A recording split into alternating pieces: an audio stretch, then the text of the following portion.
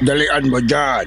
Putulin mo yung pilapil para pumasok dyan ang tubig at nang makasipsip naman ng tubig yung palayan natin. Itay, pwede namang bukas na natin gawin to. Bakit naman kung kailang gabi saka pa tayo magpapatubig? Sabay, natutuyot na ang lupa ng ating sakahan. Paano tayo makakaani ng maganda kung walang tubig na masisipsip ang mga tanim natin na palay? Tingnan mo nga natutuyo na yung mga dahon nila pero wala pa silang bunga. Ay, ikaw naman kasi mula nung mag-asawa ka, naging iba na ang takbo ng utak mo. Itay, kahit naman may asawa na ako hindi ko naman nakakalimutang tumulong sa inyo. Kahit naman meron na akong ibang trabaho, kapag may pagkakataon ay tumutulong naman ako sa pagsasaka kagaya ngayon. Talagang minalas na ang pagsasaka ko mula nung mag-asawa ka. Ewan ko ba kung bakit palagi na lang mahina ang ani. Ang malas talaga. Itay, nagkataon lang po yun. Itay, merong malaking aso na papalapit sa atin. Nakukutom na ako. Pagkain. Kailangan ko ng pagkain. Kayong dalawa kailangan ko. Aswang yan, Miguel. Tumakbo ka na. Lumayo ka sa kanya. Aswang! Naku po! Tumakbo na tayo, Itay! Dali! Hindi ka makakatakas sa akin, tanda. Ikaw ang gagawin kong hapunan. Bitawan mo ako. Walang iya ka. Wag! Wag! Itay! Itay! Tumakbo ka na, Miguel. Humingi ka ng tulong.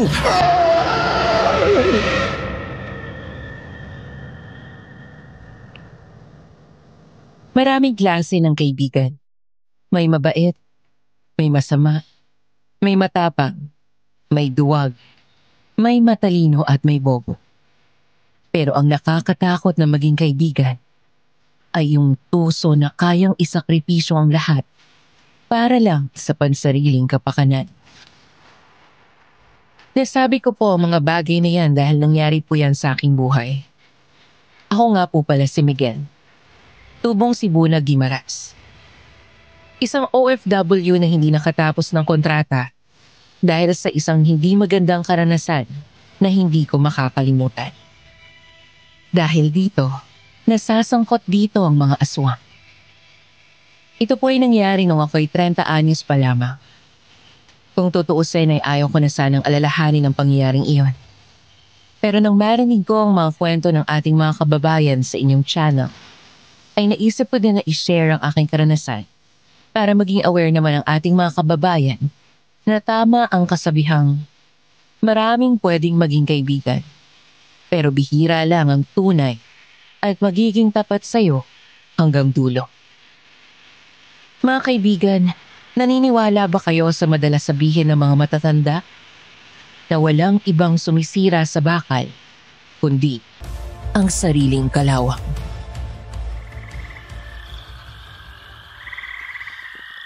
Tulong! Saklalo! Tulungan niyo kami! Oh, anong nangyari sa'yo, Miguel? Bakit ka sumisigaw? Inay! Tulungan natin si Itay! Sinalakay siya ng aswang! Diyos ko, huwag niyo pong pabayaan ang balai ko. Saang lugar? Doon po sa aming palayan. Doon kami sinalakay ng aswang. Tayo na po! Baka kung ano na ang nangyari kay Itay. Tayo na mga kasama. Tulungan natin si paring Artemio. Kasama ko ang aking biyanan na kapitana ng aming baryo. Pati na rin ang mga barangay tanod pabalik sa lugar kung saan ko iniwanan si Itay. Pero pagdating namin doon, pala at asaron na lang ang aming nakita. Napansin din agad ng mga kasama ko ang mga nasirang palay na halatang nagkaroon ng paglalaban doon. Gamit ang malalakas na ilaw ay nakita namin ang mga patak ng dugo.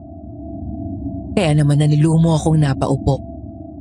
Hinaplos ko ng daliri ang mga dugo sa pilapil at tuluyang bumuhos ang aking luha.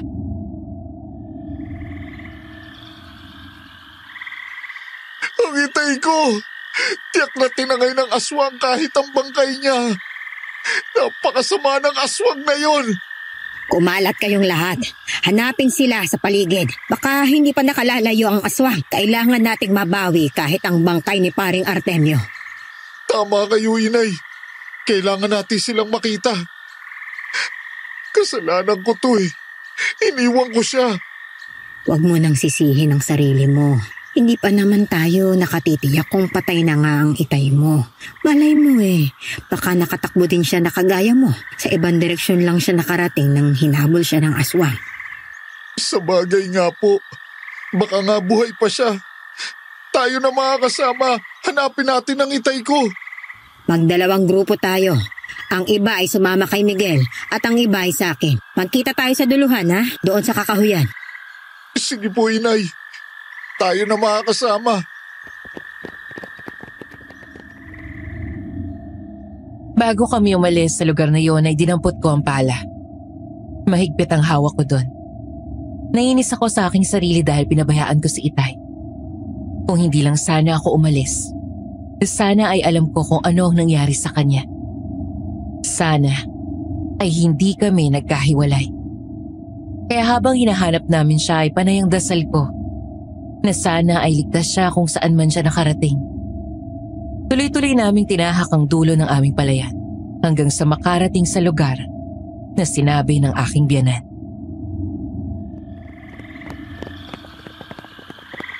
Itay!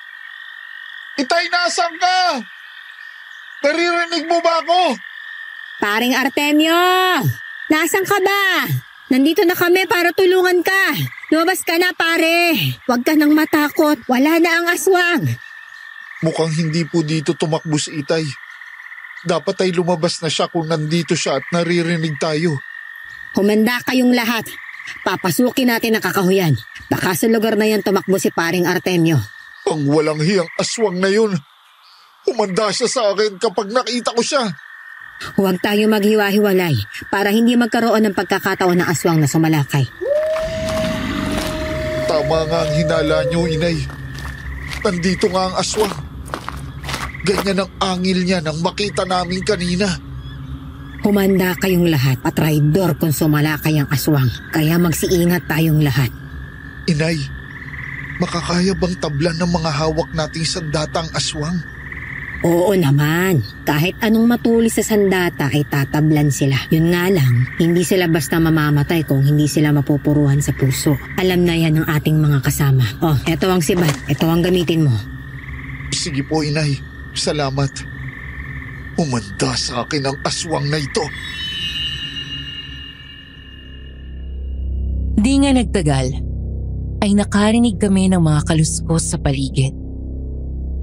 Nagkilusan din ang mga matataas na damo sa paligid ng malalaking kahoy na naroon. Kaya naman lalong naging alerto ang lahat. Kaya nga lang, ay napakabilis kumilos ng aswang na nasaan yung malaking aso. Kaya nang unang magpakita iyon ay dinamba kami. Kaagad namang nakailag ang lahat kaya muling nagtago ang aswang sa makakapal na damuhan. Natahimik muli ang paligid. Kaya naman nagdikit-dikit na kami. Magkatalikod para makita ang kahit anong direksyong maaaring pagmula ng aswang. Sakaling sumalakay ito ulit. Nasa direksyong ito ang aswang. Ayan na siya. Umanda ka ngayon sa akin. Walang hiya ka. Sige, lapit! Yeah! Nasa pool mo siya, Miguel. Mga kasama, may sugat na ang aswang. Huwag niyo nang bigyan ng pagkakataong makalaban. Sa puso at sa ulo ang dapat nating puntiryahin. Tapusin natin ang walang hiya na yan. Nasukol ka rin naming halimaw ka. Hindi ka na makatatakas ngayon. Papatayin kita. Igaganti ko ang aking ama. Katapusan mo na! Sunod-sunod nga ang sibat na tumama sa katawan ng aswang. Isa sa mga kasamahan namin ang dumampot sa pala na binitawan ko at iyon ang ginamit niya para hampasin sa ulo ang aswang na naging dahilan ng pagkamatay niya. Sinigurado na hindi na siya mabubuhay. Itinarak ko sa dibdib niya ang sibat sa tapat mismo ng kanyang puso. Di nagtagal ay naramdaman namin ang kakaibang hihip ng hangin. Kasunod noon ay unti-unting naging abo ang aswang at tinangay ng malakas na hangin sa kawalan. Hindi na talaga mabubuhay ang aswang na yun. Ay, naiganti mo na rin ang iyong ama. Pero nasa na po kaya si Itay? Saan na kaya siya nakarating kung hindi nga siya napatay ng aswang? Baka naman umuwi na siya sa inyo. Baka naghahanap tayo dito eh. Yun pala, naroon na siya. Sige po, umuwi na tayo. Baka nga po umuwi na siya.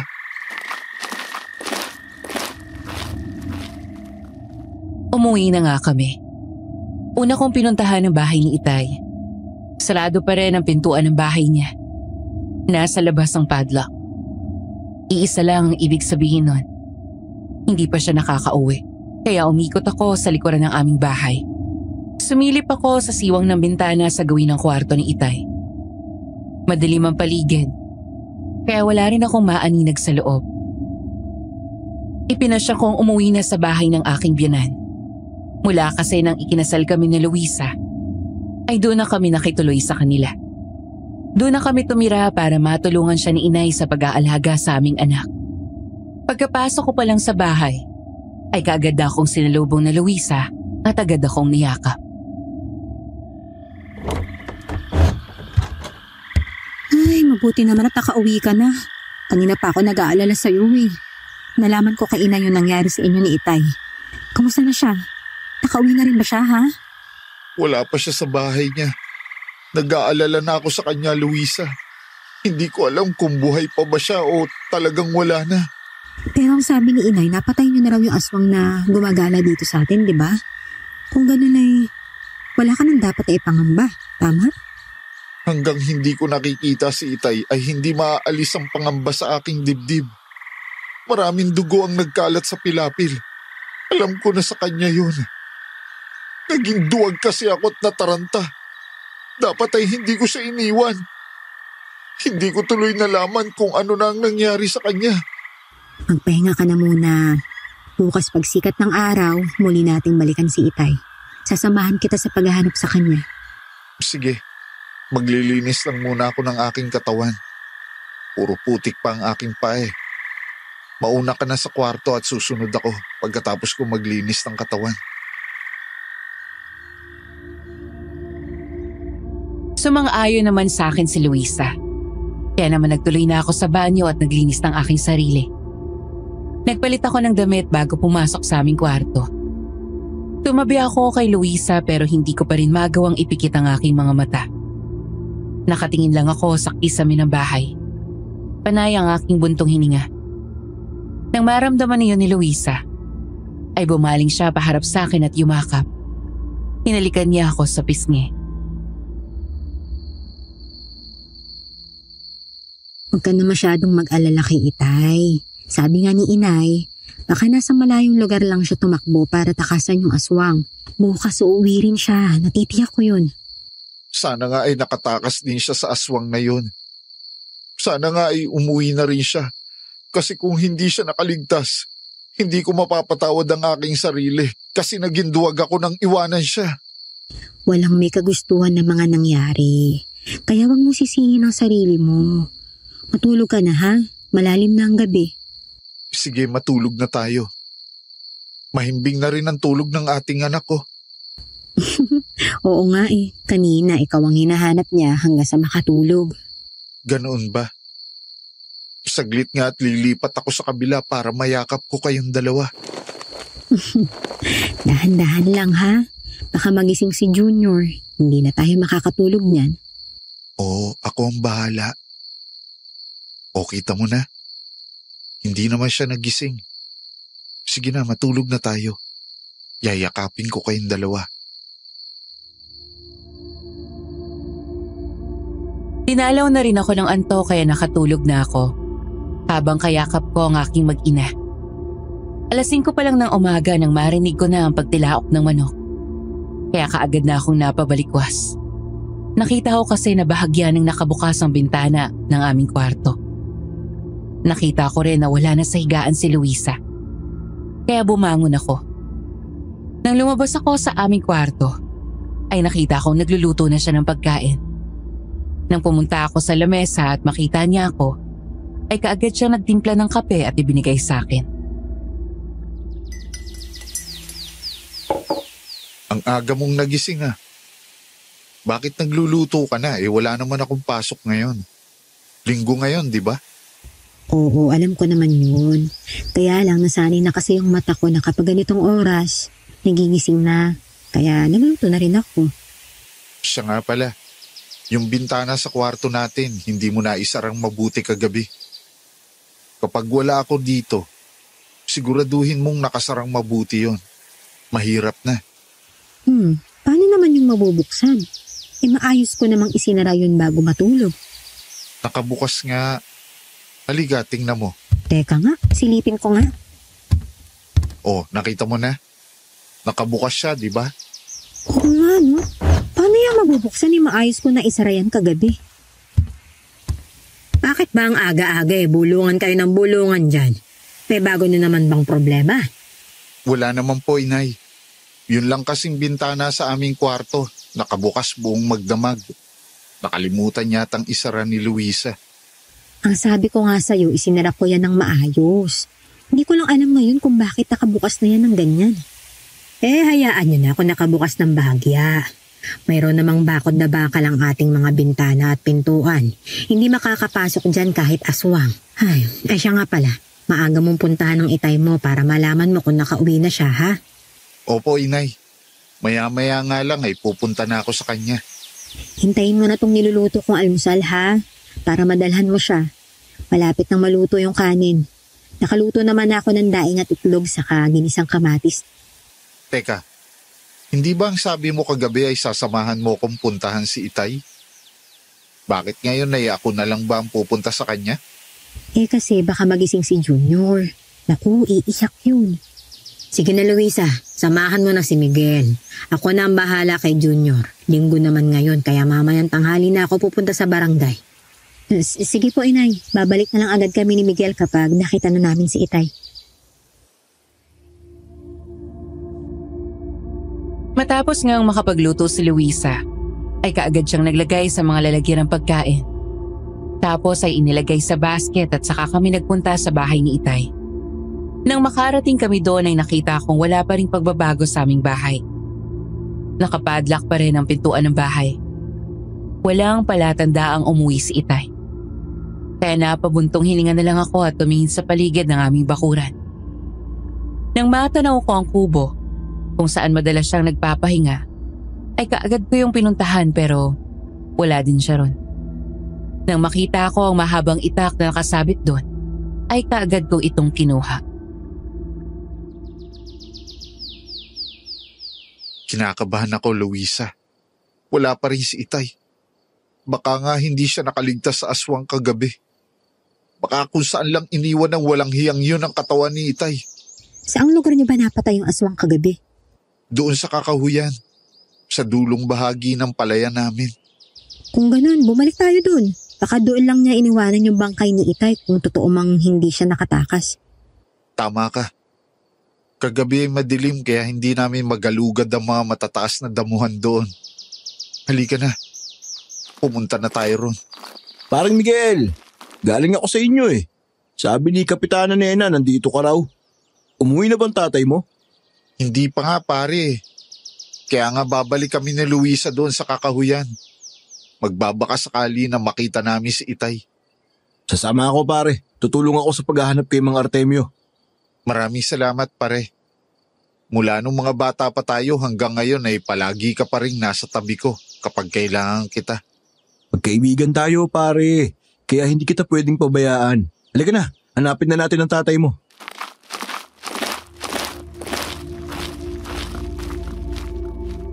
Kasama nga namin si Henry nang magpunta kami sa aming palayan. Doon kami unang naghanap kung saan kami nagpapatubig ni Itay. Nang hindi namin siya makita ron, ay nagtuloy na kami sa kakahuyan. Ginalugad namin ang lahat ng mga matataas na damuhan na naroon. Kahit ang paligid ng mga puno ay tiningnan namin. Kahit ang bangkay ni Itay ay hindi namin nakita ron. Lumipas ang mahabang oras. Buong kakahuyan ay nalibot na namin. Nawala na ako ng pag-asa na makikita ko pa kahit ang bangkay ng aking ama.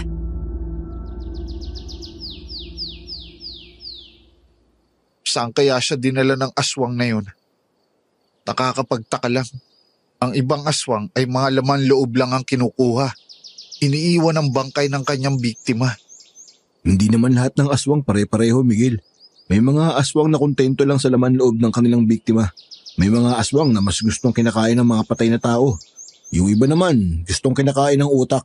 At meron ding aswang na kinakain kahit ang buong katawan ng kanilang biktima. Ibig mo ba sabihin ay ang aswang na kumakain ng buong katawan ng biktima ang kumuha kay Itay? Maaaring ganun ang nangyari. Pero balita ko nga kanina, napatay nyo na raw yung aswang kagabi. Oo, patay na nga siya. Kung ganun ay malabo na talaga nating makita ang tatay mo. Dahil ang aswang na pwedeng makapagsabi sa'yo kung nasa ng tatay mo patay na rin pala. Dapat pinaamin nyo na muna sa kanya bago nyo tinuluyan. Hindi ko naisip ang bagay na yung kagabi. Nanaig sa akin ang galit kaya kaagad ko siyang tinapos. Isang malaking pagkakamali ang ginawa mo, pare. Paano na ngayon yan? Para tayong naghahanap ng karayom sa gitna ng buhanginan.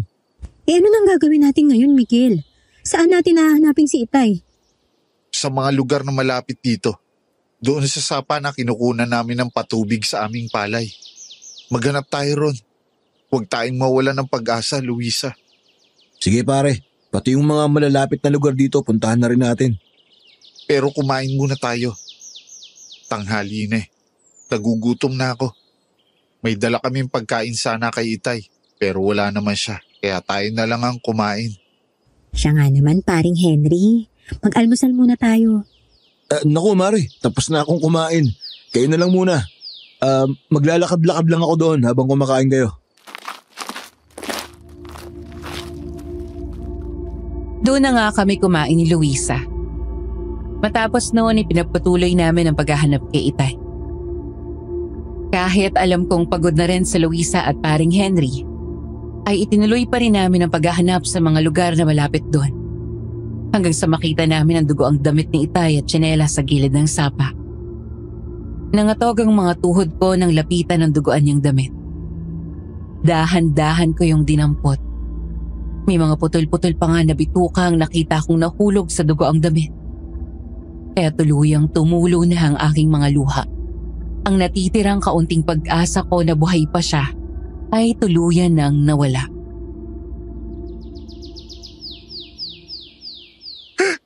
Itay! Itay, patawarin mo ako sa aking karuwagan. Kung naging matapang lang sana ako. Kung hindi kita iniwan nung sabihin mong tumakbo ako, baka hindi nangyari sa iyo ito. Miguel, huwag mo nang sisihin ang sarili mo, ha? Kung hindi ka nakatakbo, baka pareho kayong namatay ni Itay. Ginawa niya yun para iligtas ka. Pero kung pinagtulungan namin ang aswang, baka may pag-asa pa. Paring Miguel, malalakas ang mga aswang. Nagkataon lang na marami kayo kaya nyo napatay yun. Pero kung dalawa lang kayo ni mga Artemio, hindi kayo uubra sa kanya pare. Baka nga ngayon ay iniiyakan ka na rin ni Maring Luisa kung hindi ka nakatakbo at nakahingi ng tulong. Oo nga naman, Miguel. Pinilit mo naman na iligtas siya kagabi. Hinahanap ninyo siya pero hindi niyo nakita. At yung aswang na pumatay sa kanya nasa lubong niyo. Naiganti mo na rin siya. Nakakalungkot lang kasing namatay siya na hindi kayo nagkakausap ng maayos. Di sana ay nakita niya kung paano ka naging mabuting asawa para sa akin. Kasi naman si Sheila ang gusto ng Itay mo na mapangasawa mo. Kaya lang ikaw na anak, matikas ang ulo. Kaya ako ang pinakasalan mo. Hindi ko naman kasi gusto si Sheila. Ewan ko nga ba kung bakit gustong gusto siya ng Itay ko para sa akin. Huwag niyo na pag-usapan ng tapos na. Namamahinga na si Mang Artemio. Pare, kung ano man ang ginawa niya, ito lang ang masasabi ko. Kalimutan niyo na ang naging problema kasi wala na siya. Doon na rin namin ibinao ng mga dugo ang damit ni Itay na kasama ng tsinelas niya. Matapos ay umuwi na kami. Ipinaalam ko sa aking biyanan ang nangyari. Sa natitiyak kong pagkawala nga ng aking ama. Sa paglipas ng mga araw, ako na ang nagpatuloy na nagpatubig sa palayan ni Itay. Hindi na ako pumasok sa aking trabaho dahil ibinuhos ko na ang aking panahon sa palayan. Doon na nga ako hinahatira ng pagkain ni Luisa. Kanina ko pa napapansin na malayo ang tingin mo ah. Meron ka bang problema? Gusto kong mag-abroad, Luisa. Pagkatapos ng anihan ay mag-a-apply ako sa agency na itinuro sa akin ng dati kong kasama sa trabaho na ngayon ay nasa Saudi na. Bakit naman kailangan mo pang umalis? Ang hirap ng malayo ka sa amin ng anak mo. Kailangan nating makaipon. Paghandaan natin ang paglaki ng ating anak. Gusto ko magkaroon ng sariling bahay. Ayoko na makisunukin na inay habang buhay. Hindi ka naman pinapaalis ng inay ko ah. Siya nga ang may sabi na doon na lang tayo tumira para may kasama siya eh. Pabor din sa akin yun kasi matutulungan niya ako sa pag-aalaga kay Junior. Pero mayroong ka pa ring mga kapatid. Lahat sila ay nagsumikap na magtayo na sarili nilang bahay. Ayoko naman na sabihin nila na nag-asawa ko pero hindi kita makakayang gawa ng isang bahay. Bahay lang pala ang problema mo eh. E di doon na lang tayo sa inyo. Wala na ang itay mo. Wala nang titira doon. Kailangan pa rin natin ng malaking halaga para matirhan ang bahay namin. Naisangla pala yun ni Itay kay Mang Sinon ng malaking halaga. Kaya ngayong wala na si Itay, pwede na yung kunin ni Mang Sinon. At mababawi natin ang bahay na yun kung maibabalik ang pera niya. Ganun ba? Oo, ganun na nga. At hindi sapat ang aanihin sa bukid na ito para matubos yun. Kaya kailangan ko talagang umalis at magtrabaho sa malayo para makaipon. Eh ilang taon ka naman magtatrabaho sa Saudi? Kung makakaalis ako, 2 taon ang unang kontrata. Napakatagal naman nun. Parang hindi ko kakayanin na malayo ka ng ganong katagal. Pero sige, kung hindi na talaga kita mapipigilan, susuportahan na lang kita. Basta, mangako ka ha? Mangako kang hindi ka magbabago kapag nandun ka na. Bakit naman ako magbabago? Ano bang ikinakatakot mo kung magtrabaho man ako sa abroad? Eh kasi nabalitaan ko na yung mga OFW karamihan ng pamilya nasisira. Kasi natutokso sila sa ibang babae o kaya naman ibang lalaki. Para din naman sa atin ang gagawin ko, mahal. Huwag lang mag-isip ng ganyan. Magtiwala ka lang sa akin. Mabilis lang ang 2 taon. Kaya pagkatapos ng anihan, ay magpapamedical na ako. Yung aanihin natin ay gagamitin ko ang pang-placement fee. Mabilis nga ang lumipas ang mga araw. Nang dumating ang anihan ay kami na rin ang gumapas sa mga tanim naming palay. Nang maalis na sa mga uhay ang mga butil ng palay at mailagay sa sako, ay umabot din iyon ng 30 sako. Pero naibenta lang namin sa mababang halaga. Ginamit ko ang pera sa pangpamedikal at makalipas ang ilang araw, ay sinuwerte namang pasado na ako. Ilang linggo lang ang lumipas, ay ipinatawag na ako ng agency dahil may dumating ng visa at kontrata para sa akin. Kaya nagpunta na ako sa bayan. Ang totoo kasi matagal na akong nag-a-apply. Hindi ko lang yun sinabi kay Luisa. Pero ngayon, alam kong magugulat na naman siya. Bakit parang ang bilis naman ang proseso ng papeles mo? Bakit may kontrata ka agad? Mayroon kasing mga trabaho na ready visa kaagad. Kasi urgent hiring. Lalo ngayong maraming mga ipinapatay yung building sa Saudi. Kailangan nila ng mga skilled workers na kagaya ko. Eh, mga ilang linggo ka na lang namin makakasama kung ganun. Inaayos na ng agency ang mga papeles namin. Isang grupo kami na sabay-sabay na aalis.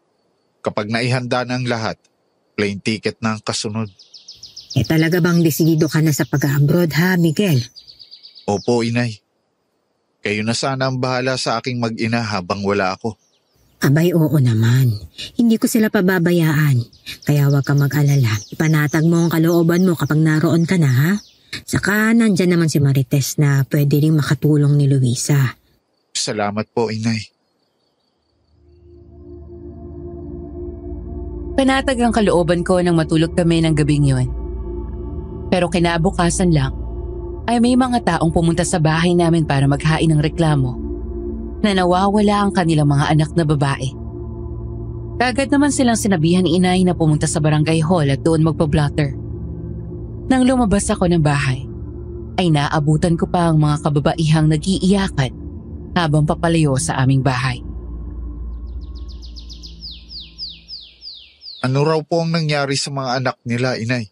Abay, hindi raw nagsiuwi kagabi. Kahapon parang umalis at ang sabi raw, mayroon lang pupuntahan na handaan. Pero hindi na nakauwi.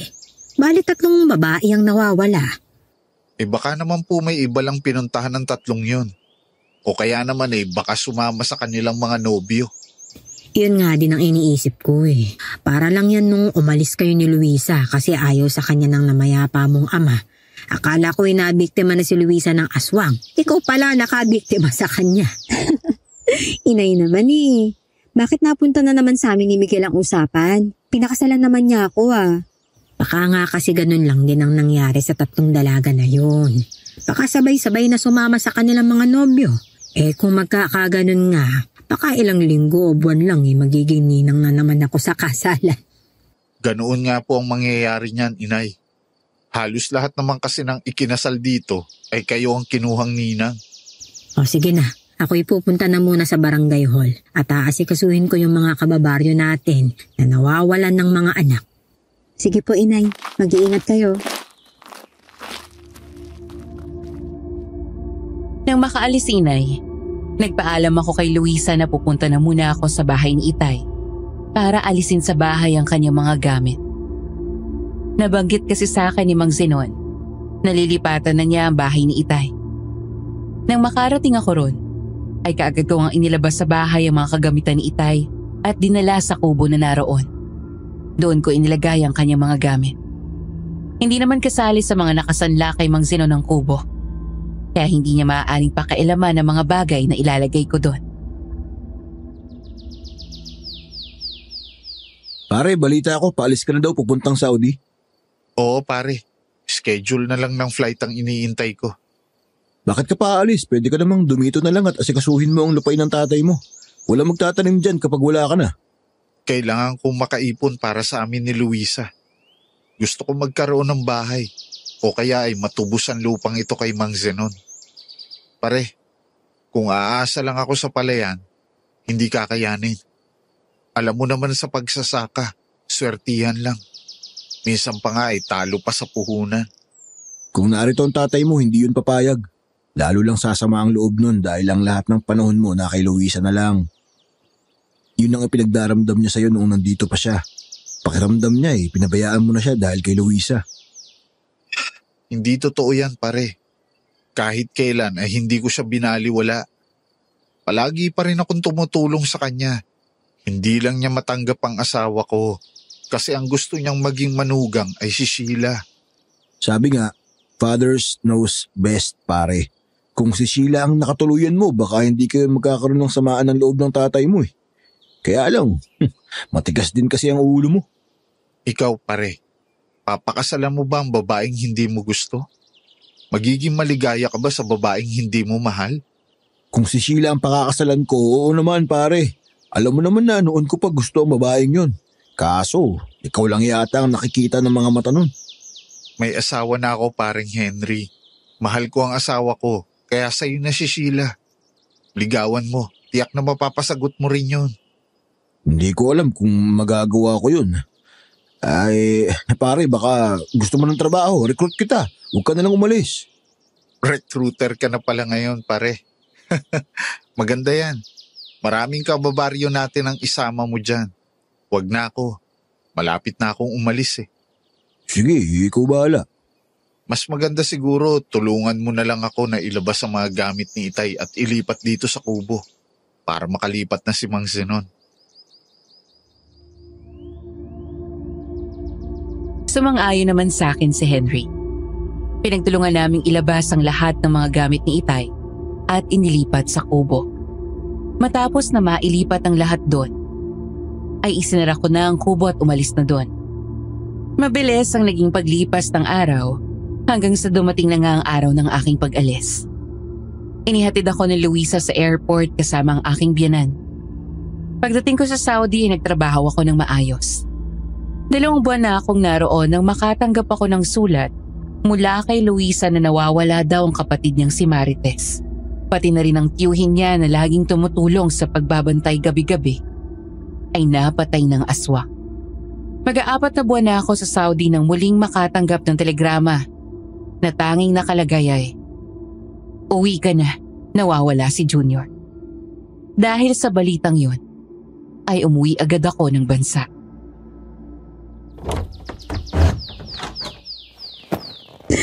Miguel, patawarin mo ako. Hindi ko naman gusto na mawala ang anak natin eh. Anong nangyari? Bakit nawawala ang ating anak? Saan siya nagpunta? Nawawala kasi si Marites. Nanglabalan siya sa ilog. Hindi na siya nakauwi kaya hinanap namin ni Nainay. Si Junior, binantayan ng Tio Gonzalo. Manghabang oras kaming naghanap. Tapos pagbalik namin, nawawala na si Junior at si Tio Gonzalo. Patay na. Totoo bang sinabi mo sa sulat na aswang ang pumatay kay Tio Gonzalo? Paano mangyayari yun? Ako mismo ang kasama ni na Inay nang mapatay namin ang aswang. Oo, totoong aswang ang pumatay sa kanya. Palatandaan ng wasak niyang lalamunan. At wala siyang laman loob nang dumating kami ni Inay kaya natitiyak kong aswang ang dumukot sa ating anak. Ang ibig palang sabihin, meron pang ibang aswang maliban sa aswang na pumatay kay Itay?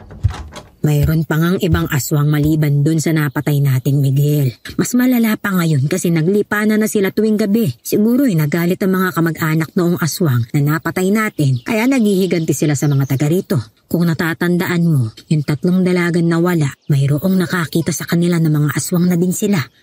Kung ganun ay marami na palang nangyari dito sa ilang buwan lang akong nawala. Mga walang hiya. Pati ang aking anak ay dinamay nila. Pagbabayaran nila ito ng mahal. Wala kaming tigil sa paghahanap kina Marites at Junior. Pero bigo kami na matagpuan sila. Kapag nakasagupa naman kami ng aswang ay wala kaming magawa kasi mas malalakas sila. Aalis muna ako, Luisa. Inay, kayo na po bahala kay Luisa. Magpapaalam po ulit ako. Mga ilang araw siguro ako mawawala. Kadarating mo lang ah. Aalis ka na naman. Saka pupunta. Mayroon lang akong tao na pupuntahan. Bago ko umuwi ay nalaman ng mga kasama ko doon ang aking problema. At isa sa kanila ay mayroong tiyuhin na magaling na albularyo at pumapatay daw ng aswang. Siya ang pupuntahan ko. Wala na tayong dapat aksayahing oras. Sasama ako sa'yo, Miguel. Tutulungan kita na hanapin ang anak natin.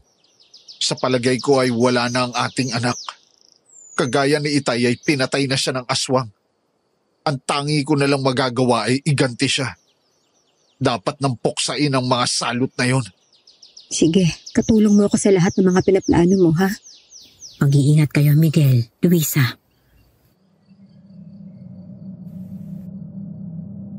Pinuntahan nga namin ni Luisa ang address na ibinigay ng aking kasamahan sa Saudi. Nagbiyahe kami papuntang Buena Vista at hinanap doon ang baryo ni Namang Arcadio. Hindi naman siya mahirap hanapin dahil kilalang kilala siya sa kanilang baryo. Dahil isa siyang magaling na albularyo at manunugis ng aswang. Gabi na nang makarating kami sa kanyang bahay. Kahit hindi niya kami kilala, ay pinapasok niya kami sa kanyang bahay nang malaman niya ang nangyayari sa aming baryo. Ang mga walang puso na aswang na yan ay kung saan-saang lugar na lumilipat kapag nagigipit na sa lugar na pinagkukutaan nila. Dati ay maraming aswang at mangkukulam dito sa aming lugar. Pero nang dumami na ang mga manunugis at hindi na natatakot sa kanila, ay sila na ang natakot at umalis. Sana po ganun din ang mangyari sa aming lugar. Dumami din sana ang mga taong magkakaroon ng lakas ng loob para labanan sila. Hindi sila mauubos, Ining. Nagagawa nila na madaling makapagpadami ng kakampi. Kapag gusto ka nilang maging aswang, ay kakagating ka sa mga parte ng iyong katawan na may malalaking ugat upang doon padaanin ang kanilang kamandag, kagaya ng ugat sa leeg at pulso sa kamay. Ang Itay ko po pinatay nila. Kahit ang laman loob niya ay kinain ng mga walang hiyang yun. Marami pa ang kanilang nabiktima sa aming baryo. Ang aking anak po na 2 taon pa lamang ay kinuha nila. Pinatay ang tiyuhin namin na nagbabantay sa kanya. Wala silang awa sa mga bata. Gusto nilang kinakain ang mga yon dahil malambot ang laman. Naniniwala rin sila na kapag kumain sila ng bata, ay makakadagdag yon sa panunumbalik ng kanilang kabataan. Kawawa naman pala ang anak natin, Miguel. Malagi mong kamatayang sinapit niya sa mga aswang. Mang Arcadio, kagaya po na sinabi ko, si Nomer na pamangkin nyo ang nagsabi sa akin na humingi ng tulong sa inyo. Turuan niyo po ako kung paano lalabanan ng mga aswang. Gusto ko mahuli ang dumukot at pumatay sa aking anak. Gusto ko ring manumbalik ang katahimikan sa aming lugar. Nararamdaman ko ang masidhi mong paghahangad na hadlangan ng mga kampo ng kasamaan na iyon. Gusto ko yan, Miguel. Dahil nakikita ko sa iyo ang aking kabataan. Bibigyan kita ng mga bagay na magagamit mo para labanan sila.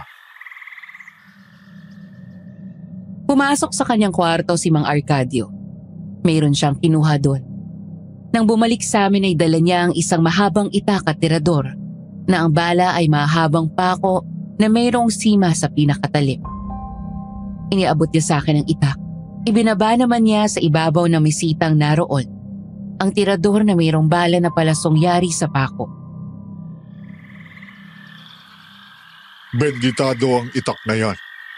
Maniwala ka lang sa kanyang kakayahan at tiyak na hindi mabibigo kapag ginamit mo laban sa mga aswang yan. Kapag sila ay tinamaan yan, magiging tiyak ang kamatayan nila. Ang tirador po na ito, benditado rin po ba ang mga bala niya na yari sa mga habang pako? Hindi ang benditado, Miguel. Pero ang talim ng pako na yan ay ibinabad sa lason, kaya kapag tinamaan sila niyan ay unti-unti silang manghihina at mamamatay. Kapag nakita mo ang aswang, hindi sila lumalaban ng parehas. Hanggang makakaya nilang makatakas ay tatakas sila. At yan ang magandang panghabol sa kanila. Tama nga po kayo. Malakas ang goma ng tirador kaya ang palaso ay lilipad din ng mabilis kapag ginamit sa mga aswang. Ang itak ay magagamit mo lang kung malapit ang aswang. Pero kapag malayo kagaya na sinabi ko, mas kapaki-pakinabang ang tirador, kaya ingatan mo yan. Mas maganda kung gumawa ka pa ng mas maraming bala. Sige po, kapag nakabalik po kami sa amin ay magpapagawa ako ng marami nito para ibigay sa aming mga kasamahan doon. Isang bagay pa ang dapat mong tandaan. Kapag malalakas talaga ang mga kalaban mo o kaya naman ay nakarating ka sa kuta nila, mabisang panlaban ang dugo ng itim na manok. Kaparis niyon ang mga pilak na barya. Isaboy mo yun sa kanila para manghina sila. Iyon pong manok na itim, may makukunan po ako sa aming baryo. Pero ang pilak na barya, wala po akong alam kung kanino kukuha noon. May mga pilak na barya akong ginagamit sa panggagamot. Mga lumang pera yon na inipon ko dahil mabisang panlaban sa mga kampo ng kadiliman, lalo na sa mga aswang. Pahihiramin kita, pero ipangako mong ibabalik mo dahil napakahalaga ng mga yon. Opo, Mang Arcadio. Pangako ibabalik ko po pagkatapos ng problema namin na ito. Salamat po ng marami. Tatanawin po naming malaking utang na loob ito sa inyo. Kapag nagtagumpay po kami, makikita po tayo muli. Doon na kami nagpalipas ng gabi sa bahay ni Mang Arcadio.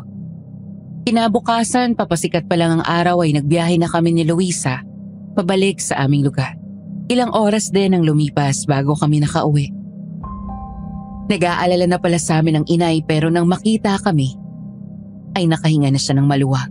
Sinabi namin sa kanya ang mga bagay na itinuro sa amin ni Mang Arcadio. Kaya nang kausapin namin ang mga tanod ni inay, ay ipinakita namin ang tirador na mayroong bala ng mahabang pako na may sima. Kaagad naman itong ginaya ng ibang mga tanod. Gumawa din sila ng kanilang sariling tirador.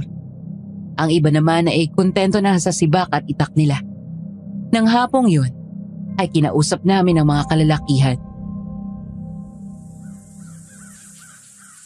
Kailangan nating maging matapang. Dapat tayong magkaisa na tugisin ang mga aswang na gumagala dito sa atin. Kahit hindi natin sila mapatay na lahat, kahit maitaboy lang natin paalis dito sa ating lugar, ay napakalaking tulong na yon para makatulog tayo ng payapa sa gabi.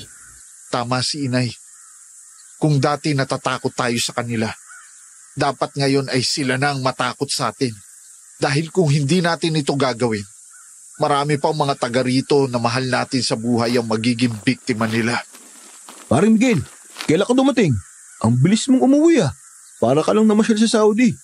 Oo nga pare. Hindi ko akalain na sa aking pag-alis ay magiging mabilis ang pagdami ng mga aswang dito. Pati ang tiyuhin ko at ang anak ay biniktima nila. Sino pa ang susunod nilang kukunin sa akin? Mapagtanim ng galit ang mga aswang, paring Miguel. Kapag mayroon kang atraso sa kanila, hindi sila titigil hanggang hindi nakakaganti. Parehas lang kami, paring Henry. Marami na di silang atraso sa akin.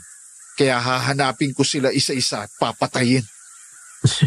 Pero paring Miguel, hindi mo yata nalalaman kung ano na ang kalagayan ng lugar natin ngayon. Naglipa na ng mga aswang dito. Paano mo silang lalabanan? Hindi naman ako nag-iisa.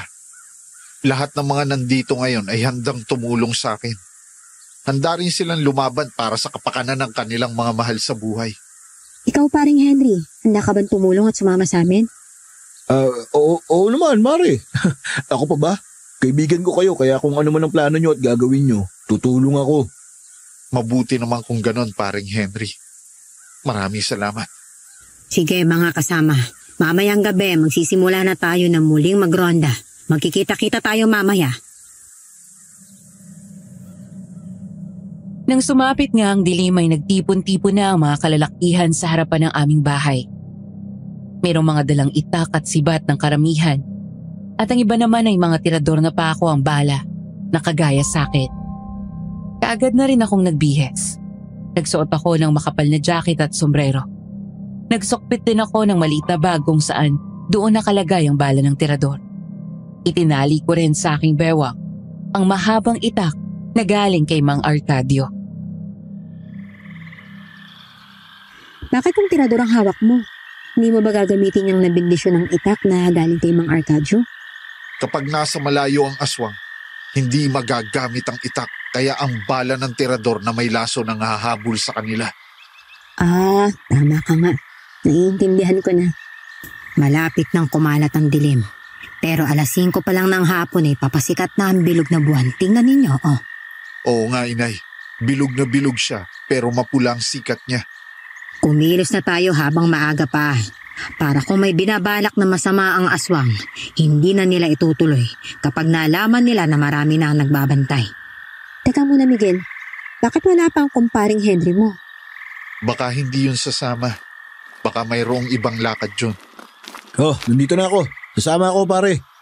Ay, mabuti naman at dumating ka na, paring Henry. Kala namin hindi ka na darating eh.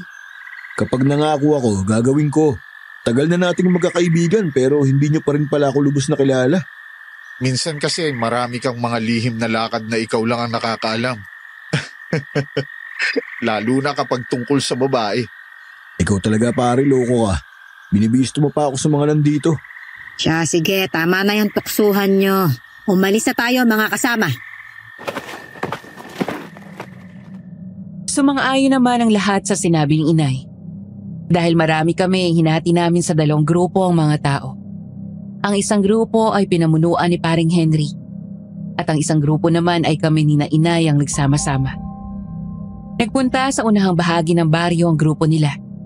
At kami naman ay sa dulong bahagi ng baryo. Umikot kami kaya nadaanan pa namin ang aming bahay. Napansin namin na nakasilip sa nakabukas na bintana si Mang Zenon. At tiningnan lang kami habang kami ay dumadaan. Kumakalat na ang dilim, Mang Zenon. Isara ninyong mabuti ang inyong pintuan at bintana. Alam niyo naman ang panahon ngayon. Nagkahalat ang mga aswang. Malakas pa pala ang pandinig ni Mang Zenon, Inay. Abay, narinig yung sinabi nyo. Hayon at nagsara na nga ng bintana. Mabuti na nga ang ganun. Kasi nag-iisa lang niyang si Mang Zenon.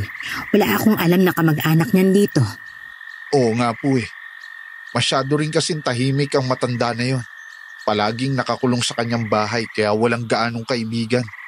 Parang sila ng tatay mo magkaibigan eh. Kaya sa kanila isanla ni Itay ang bahay no, di ba? Oo, sabi ni Itay ay ginagamit niyang pangpuhunan sa palayan ng pera na yon. Kaya nga lang ay palaging mahina ang ani ng palay. Kaya hindi na matubos kay Mang Zeno ang bahay. Parang sumala kayang aswang sa bahay nila Aling Rosing. Naririnig niyo ba yung sigaw na yon? Tayo na, bilis! Si Rosing nga iyon! Wala na talaga silang takot sa mga taga rito. Kahit alam nilang nagro-ronda tayo, ay talagang hindi nila mapigilan ang pagkahayok nila sa laman. Paligiran natin agad ang bahay nang hindi na makatakas ang aswang.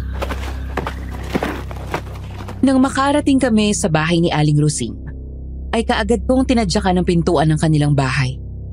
Bumungad sa amin ang umiiyak na matanda. Marami siyang sugat sa braso at mukha at mayroon ding kagat sa leeg na kagagawa ng aswang. Nalaman namin na tinangay ng aswang ang kanyang anak na Dalagita. Kaya naman, noon din ay kaagad naming pinuntahan ang direksyong itinuro ni Aling Rosing. Sa likuran niyon ng kanilang bahay kung saan ang bakuran nila ay maraming nakatanim na kawayan. Malakas ang hangin kaya naglalangit-ngitan ang mga puno ng kawayan. Napapatingin kami sa itaas ng puno ng kawayan. Iniisip namin na baka doon nakalambitin ang aswang. Hanggang sa marinig namin ang malakas na pag-iyak ng dalagitang bihag ng aswang. Nasundan namin siya at naabutan. Wala ka ng tatakbuhan. Bitiwan mo na ang dalagitang yan. Napapaligiran ka na namin. Hindi ka pakikinggan ng halimaw na yan. Mga kasama, manda kayo lahat, patayin natin ang aswang! Tama si Luisa. Marahil ay yan din ang dumukot kina Marites at Junior at siya rin pumatay sa inyong tiyuhin. Huwag niyo nang bigyan ng pagkakataong mabuhay. Kung ganoon ay sa'yo ko susubukan ng pamamaraang itinuro ni Mang Arcadio. Tingnan natin kung epektibo talaga. Matigas ang ulo mo ha? Ayaw mo siyang bitiwan? Naku po, kinagat niya sa leeg yung Dalagita bago bitiwan. Miguel, tumakbo na siya palayo. Hangal talaga ang aswang na yun. Dapat lang sa kanya na mamatay ng dahan-dahan para pagsisihan niya ang mga ginawa niya. Tingnan mo ang lason sa palasong pako na ito. Nasa pool mo siya, Miguel. Mga kasama, siguraduhin natin hindi na siya makakatakas pa. Kasunod noon ay ilan pang palaso na yari sa pako ang tumama sa katawan ng aswang. Galing yon sa mga kasamahan namin na ginaya ang aking tirador. Kaagad na tumakbo palayo sa amin ang aswang. Pero hindi na kami nag-alala na makalayo siya dahil malalakas ang lason na nakapit sa mga palasong pako. Lason iyon na ginagamit namin sa mga palay at gulay, pamatay ng mga kulisap at daga. Kaya kapag dumaloy na iyon sa kanyang dugo, ay unti-unti na siyang manghihina at mamamatay. Kaya nga hindi na masyadong nakalayo sa amin ang aswang. Bumagsak siya at nag-aagaw buhay. Yan ang nababagay sa mga hayop na kagaya mo. Mamatay sa pinakamasakit na paraan. Matagal mo pang mararamdaman ang sakit.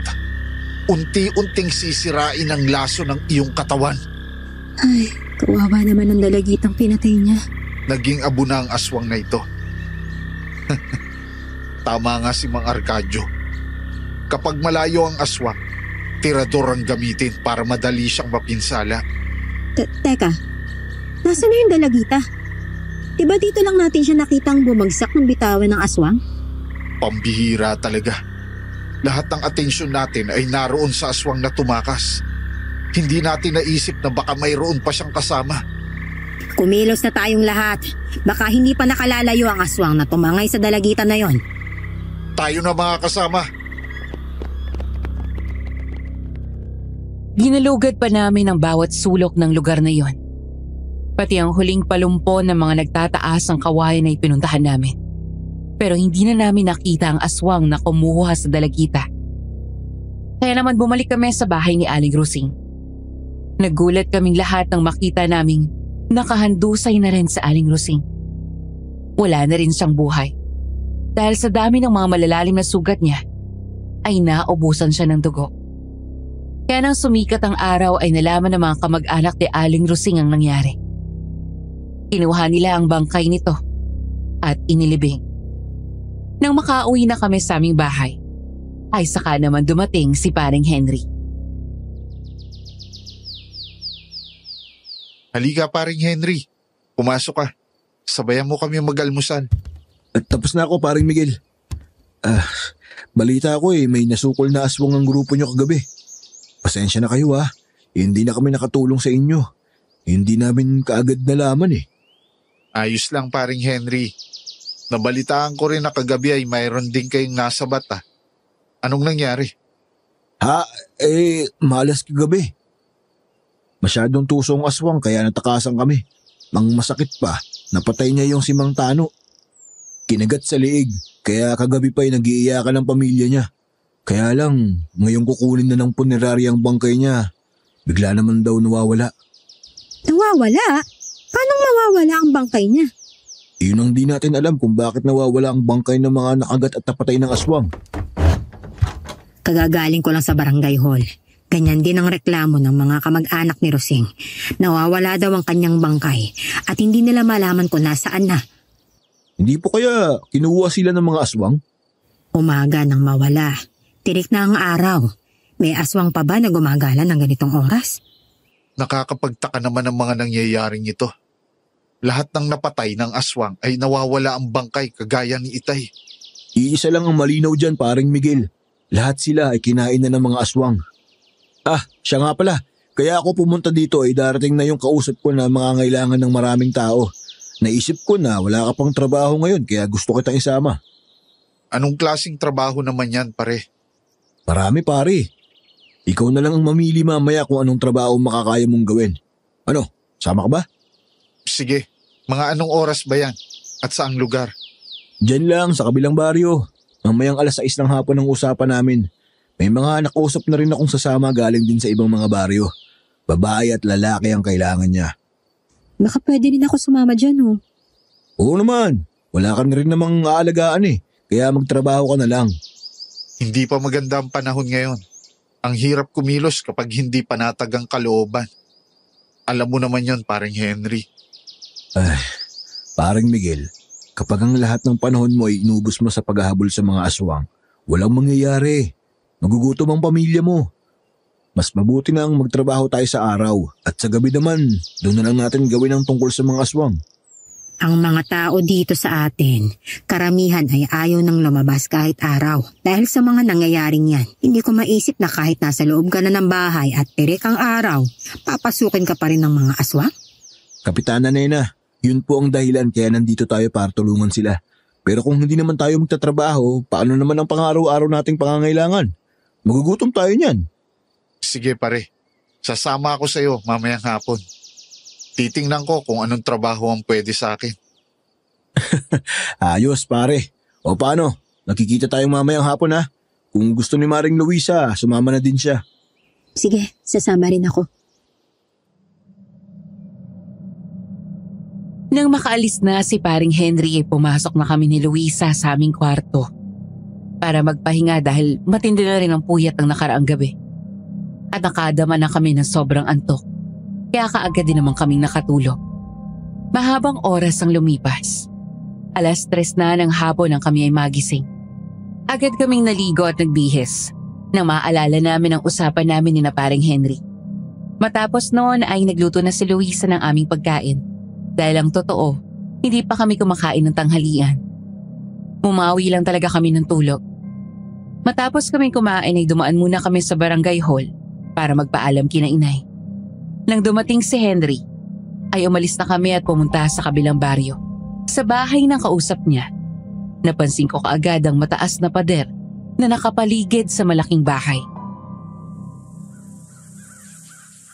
Dito na ba yung sinasabi mo, paring Henry? Yung kausap mo na magbibigay ng trabaho? Oo pare, ayan Nakikita nyo ba? Nagdadatingan ng mga iba pa na gustong magtrabaho. Pare, bahay ito nila Sheila, di ba? Oo, paring Miguel. Pero huwag mo nang isipin yon. Ang mahalaga ay magkaroon kayong mag-asawa ng trabaho. Saglit lang papasok ako sa loob. Kakusapin ko yung naghahanap ng trabahador. Pumila na kayo dyan. Bahay pala to ng babaeng inirereto sa'yo ng itay mo? Oo, kaya umalis na tayo rito. Ayaw kong magkaroon ng utang na loob sa kanila. Ayaw kong makarinig ng pang-iinsulto. Oo nga. Baka sabihin nila na tinanggihan mo siya noon tapos ngayon, lalapit ka sa kanila para lang humingi ng trabaho. Tayo na. Huwag na nating hintayin na lumabas pa si paring Henry. Baka kasama na si Sheila paglabas. Pwede pa naman ako bumalik sa abroad kapag natapos na ang problemang ito. Kagad na nga kaming umalis na Luisa bago pa man makabalik si paring Henry. Naglakad na lang kami paalis sa lugar na yon. Nagulat kami nang makasalubong namin ang isang pamilyar na babae kasi nahulog ang banda ng itim na nakalagay sa kanyang mukha. Iyon si Aling Rosing. Nagulat din siya nang makita kami. Kaagad niyang ibinalabal sa mukha niya ang banda ng itim at lumakad na palayo. Aling Rosing, buhay pa kayo? Paanong nangyari yun? Patay na kayo nang kunin kayo ng mga kamag-anak niyo, Aling Rosing, di ba? Aling Rosing, huwag kayong tumakbo! May tinatago sa atin si Aling Rosing. Habulin natin siya. Aling Rosing, sandali lang po! Tama ka, Luisa. Baka siya na ang makakasagot sa marami nating katanungan tungkol sa mga nawawalang bangkay na nabiktima ng mga aswang. Tuloy-tuloy na tumakbo si Aling Rosing palayo sa amin. Pero hinabol namin siya hanggang sa madapato. Naglalapitan ko na sana siya para itayo. Galit siyang humarap sa akin. Nanlilisik ang mga mata at umangil. Bahagyang bumuka ang kanyang bibig kung saan lumawit ang mahaba niyang dila. Bago pa ako makabawi, ay itinaas na ni Aling Rosing ang kanyang dalawang kamay. Humaba ang mga kuko niya at kinalmot ako. Mabuti na lang at nakaiwas ako at nakalayo ng bahagya sa kanya. Kaagad namang kumuha ng bato sa Luisa at binato si Aling Rosing. Nang tamaan niyon sa muka, ay tumakbo na ito palayo. Mahalas talaga. Wala tayong dalang armas panglaban sa mga aswang. Namatay na siya dahil sa kagat ng aswang. Ngayong nabuhay siya ay aswang na din. Ngayon ko naisip na tama yung sinabi ni Mang Arcadio sa atin. Kaya hindi nauubos ang aswang. Kahit merong nahuhuli at napapatay dahil madali silang nakakapagparami sa pamamagitan lang ng pagsasali ng kanilang mga kamandag sa mga taong gusto nilang maging kasama nila. Oo, ganun na nga. Pinapatay naman nila at kinakain ng mga taong kinasusuklaman nila kagaya ng ginawa nila kay Itay at sa iba pa. Umuwi na tayo kaagad, Miguel. Malapit nang kumalat ang dilim. Baka meron mang kasamahan niyang si Aling Rosing at tiyak na mahihirapan tayong lumaban sa kanila kung wala tayong armas. Ayan, may papadaang tricycle. Sumakay na tayo para mabilis makalayo sa lugar na ito. Nang makauwi kami, ay kaagad naming sinabi kay Inay ang nalaman tungkol kay Aling Rosing.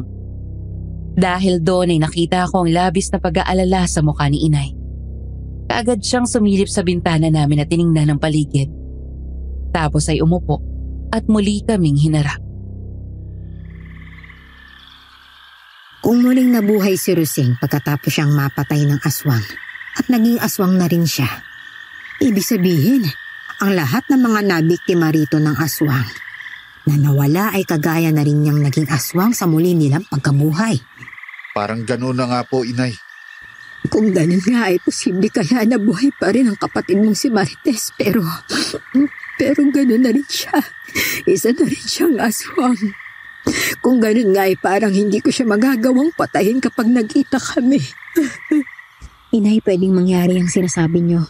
Pero kung isa na nga talaga siyang aswang, wala na tayong magagawa kung hindi ang pigilan siya sa paghahasik nila ng lagim. Ang isa pang nagpapakaba sa akin ay ang pagkatuklas niyo sa lihim na pagkabuhay ni Rosing. Tiyak na hindi kayo titigilan ng mga aswang ngayong nabulgar na sila. Alam po namin yon, Inay. Kaya nga po umuwi na kami kaagad bago pa kami masukol ng mga kasamahan ni Aling Rosing. Wala kasi kaming dala na anumang panlaban sa kanila. Naging pabaya kayo. Muntik na tuloy kayong mapahamak na dalawa. Alam niyo naman na kahit na nga araw ay gumagala ang mga salot na yon. Umalis pa kayo nang walang dalang panlaban sa kanila. Mag-a-apply nga sana kami ng trabaho, Inay. Kaya lang, napakapangit naman tignan kung may dala kaming itak at sibat, diba? Ay, pero nangyari na po eh. Kaya huwag niyo na po kaming sisihin. Kailangan makausap natin ang mga kasamahan natin. Tiyak na pagsapit ng gabi, mas magiging magulo. Hindi pumapayag ang mga aswang na mayroong ibang nakaalam ng lihim nila. Nang kumalat na nga ang dilim ay naging alerto na kaming lahat. Paano nga ay bilog na naman ang buwan. Wala ring tigil ang tahulan ng mga aso. Pagpunta pa nga lang namin sa barangay hall ay pakiramdam namin. Mayroon ng mga sumusunod sa amin. Kaya titigil kami ni Luisa sa paglalakad at lilingon sa paligid. Kapag wala kaming nakita, ay saka naman namin ipagpapatuloy ang paglalakad. Nang makarinig kami ng kaluskos, ay natiyak nga naming mayroong mga sumusunod sa amin. Kaya nilagyan ko na agad ang bala ang hawak kong tirador. Alam kong nasa paligid ka lang. Lumabas ka na at harapin kami. Hindi na kami natatakot sa inyo. Paring Miguel, kalma ka lang. Ako to.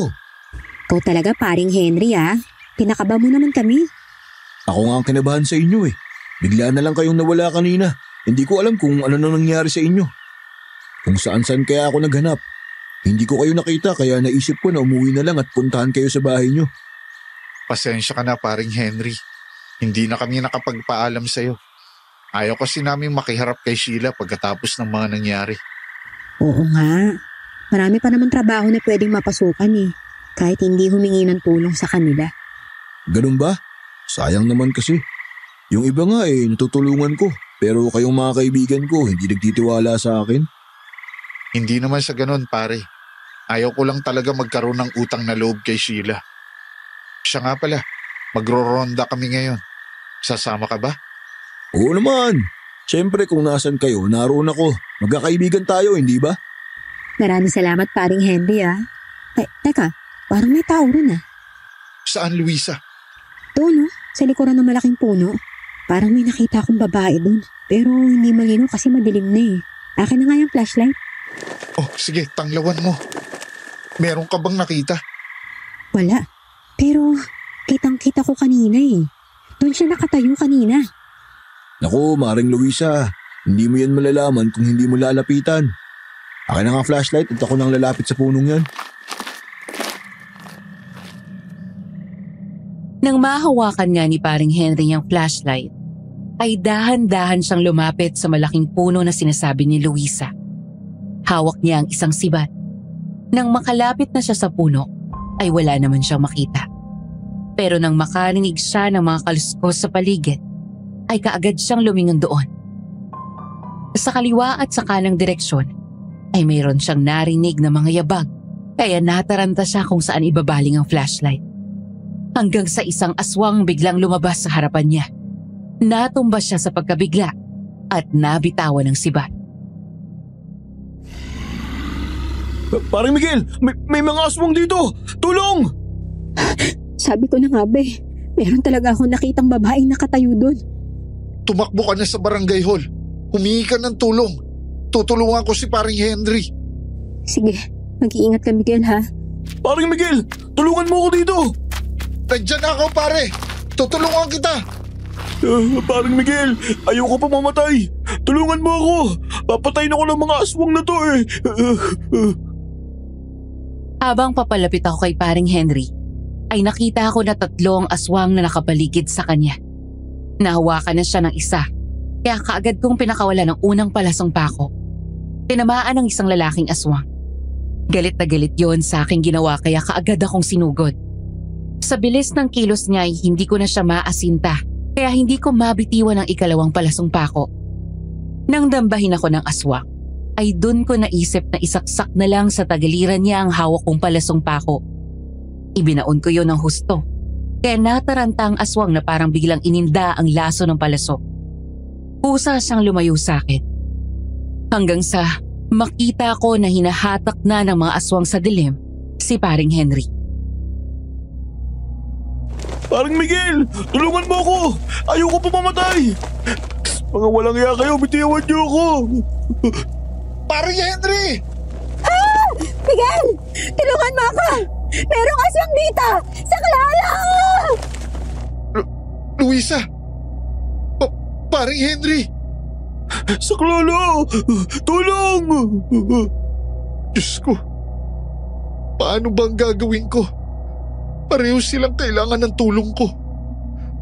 Tulungan mo po ako. Hanggang sa magpasya ako na sundan si Luisa. Tuloy-tuloy akong tumakbo palayo sa lugar na yon. Kahit narinig kong nagmamakaawang boses ni Henry.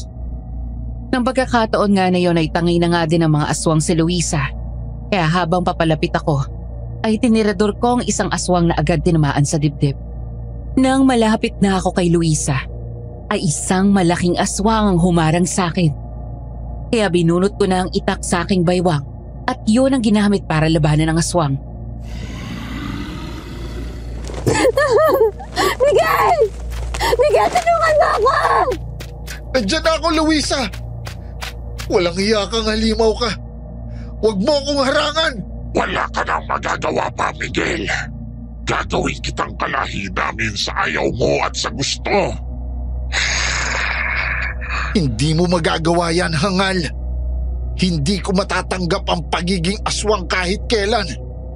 Umalis ka sa harapan ko! Mabagal ka, Miguel. Hindi kagaya mo ang makakatalo sa akin. Mga walang hiya kayo! Ibalik niyo ang asawa ko! Hindi mo na siya mahahabol. Kailangan mo muna akong patayin bago mo magawa yon. Mga walang hiya talaga kayo! Kinuha niyo na sa akin ang lahat. Pati ang kaibigan at asawa ko ay kukunin niyo pa rin. Mamamatay ka! Hindi ka uubra sa lakas ng isang aswang kung ganyan lang ang bilis mo. Mabagal ka talaga. Kung mabagal si Miguel, itong mga palasong pa ako mabilis. Tirahin niyo siya. Mga traitor! Hindi ko nagawang mailagan ang mga palasong pako. Puno ng laso ng mga palasong tumama sa'yo. Ilang sandali lang ay mamamatay ka na. Pero makakaya pa kitang iligtas kasi meron akong pangontra sa lason. Yun ay kung sasabihin mo sa amin kung saan dinadala ang mga taong dinukot ng mga aswang. Sige, sasabihin ko na sa'yo. Ibigay mo lang sa akin ang pangontra sa laso ng palasong ito. Saan nila dadalhin ang aking asawa at si paring Henry? Doon sa malaking lumang bodega malapit sa tulay na bato. Doon sila dadalhin. Sigurado ka ba? Oo, totoo ang sinabi ko. Pumunta ka na doon. Kailangan mo silang sundan dahil kung hindi ay magiging kagaya ko na rin sila. Asan ang gamot pangontra sa lason? Naku, pasensya ka na. Wala palang pangontra sa laso ng palaso na yan. Hangal ka! Nalagutan ng hininga ang aswang. Kasunod noon ay nagbalik siya sa normal na anyong tao. Nagulat kaming lahat nang malaman na iyon si Mang Zinon. Kasunod noon ay naging abo na siya. Kaya kaagad akong umuwi sa aming bahay kasama ang mga tanod at si inay. Kinuha ko ang 2 itim na manok. Ginilitan ko iyon at ang mga dugo nila ay inilagay ko sa isang plastic na bote. Inilagay ko iyon sa bag kasama ang mga pilak na barya. Ang ibang dugo ng itim na manok ay inilagay din ng inay sa isa pang maliit na bote para mayroon din siyang dala. Matapos ay bumuo na kami ng plano kung ano pa ang pwede namin gawin. Pinuntahan na namin ang lumang bodega sa kabilang baryo. Nang malapit na sa bodega ay nagtago kami. Bukod pala sa bodega ay mayroon din itong katabi na malaking bahay Kastila na matagal nang abandonado. Tiyak na ito na nga ang pinamumugaran ng mga aswang. Inay, kapag sa loob ng kalahating oras ay hindi kami nakalabas ni Luisa sa lumang bodega na yon, pasukin nyo na. Sige, Miguel. Mag-iingat ka, anak, ha? Kayo din po, inay. Mauna na akong papasok. Maingat nga akong tumalon sa pader na malaking bahay. Kaagad akong nagtago sa estatwang leon na naroon sa tabi ng halamanan. Iginala ko ang aking mga mata. Wala akong natanaw sa aking paligid. Kaya tumakbo ko papalapit sa bodega. Nang biglang may tumalon sa harapan ko, isang aswang. Galing yon sa bubungan ng bahay at kanina pa pala ako sinusubaybayan. Bago pa ako nakakilos, ay nahawakan na niya ang jacket ko. Binuhat at saka ibinalibag. Pagbagsak ko sa lupa ay nagpagulong-gulong ako. Nahilo ko. Naramdaman ko rin ang kirot ng aking siko na tumama sa lupa. Nang makita kong susugurin na naman ako ng aswang, ay hinugot ko ang itak at ilaga siya at nasapul ko siya sa tiyan. Tatapusin na kita, hangal ka! Ah! Paring Miguel, bitiwan mo na ang benditadong itak na yan. Paring Henry, nasan ka? Nandito kami, pare. Mula sa likuran ng pintuan ng malaking bahay ay lumabas si paring Henry. Kasama si Luisa.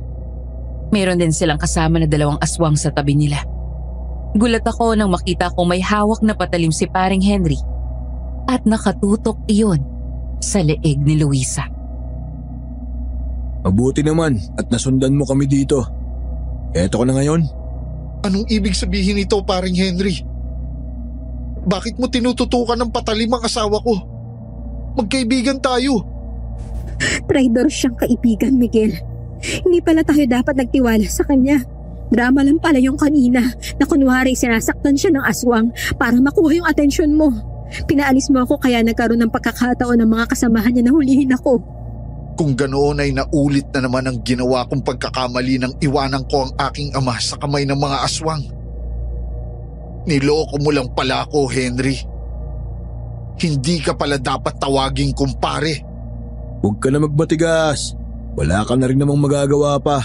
Nandito ka na sa balwarte ng mga aswang. Pagmasdan mo ang paligid mo, napakarami na nilang na-recruit ko. Kung ganoon ay ito pala ang sinasabi mong trabaho. Nagiging aswang pala ang mga nire-recruit mo. Para kanino sila nagtatrabaho? Sino ang pinaglilingkuran ninyo? Masyado ka ng maraming tanong. Bibitawan mo ba ang itak mo o lalaslasin ko ang lalamunan nitong si Luisa? Pag mong bibitiwan ng itak, Miguel, ha? Kailangan mo ipagtanggol ang sarili mo. Sige na, pabayaan mo na ako rito. Tumakas ka na. Hindi kita maaaring pabayaan. Hindi kita iiwanan. Sasamahan kita hanggang kamatayan.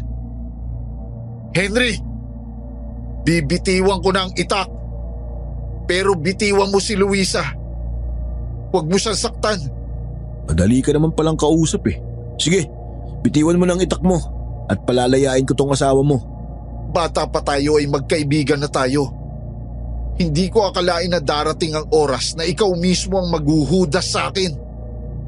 Anong dahilan mo? Bakit mo to ginagawa? Dahan-dahan kong ang binitawan ng itak. Isang aswang ang kumuha doon at isa rin sa kanila ang kumuha sa aking bag. Itinulak ni paring Henry papunta sa akin si Luisa.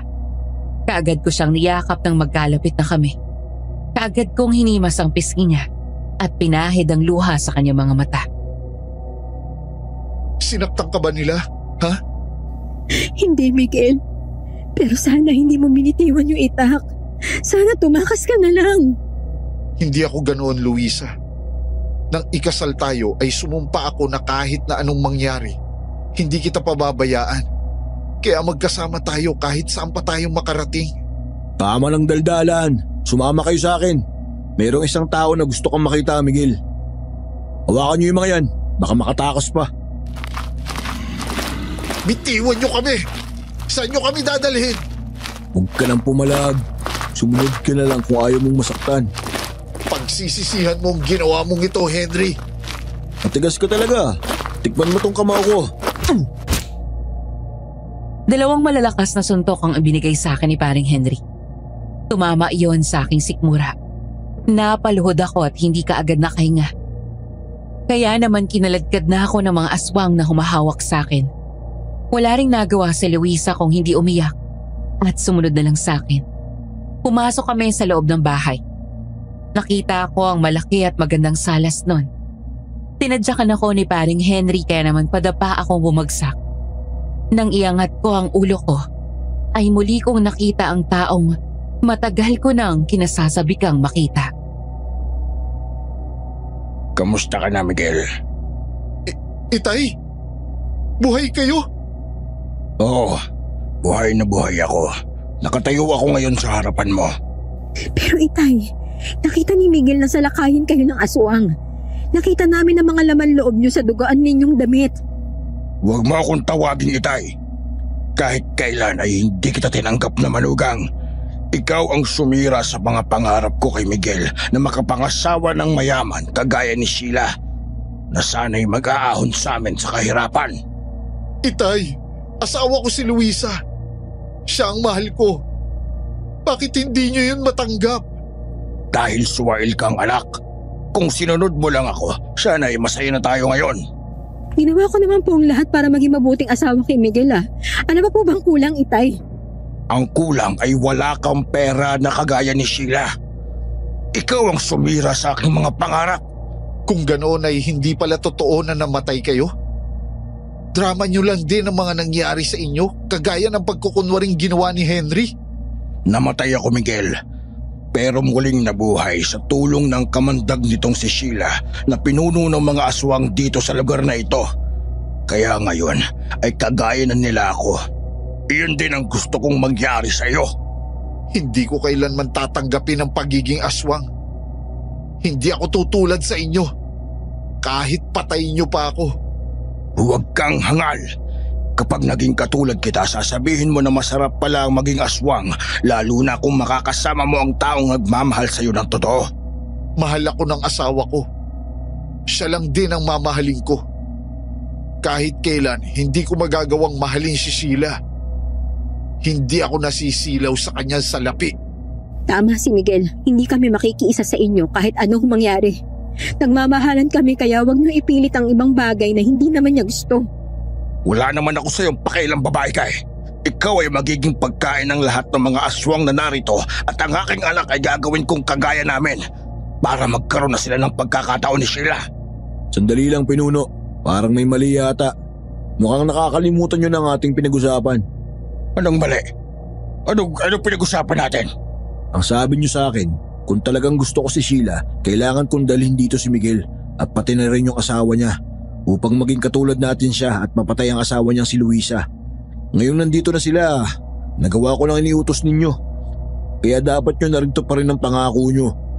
Eh di tanungin mo si Sheila kung papayag ba siya sa gusto mo. Lalo pa ngayong nandito na si Miguel.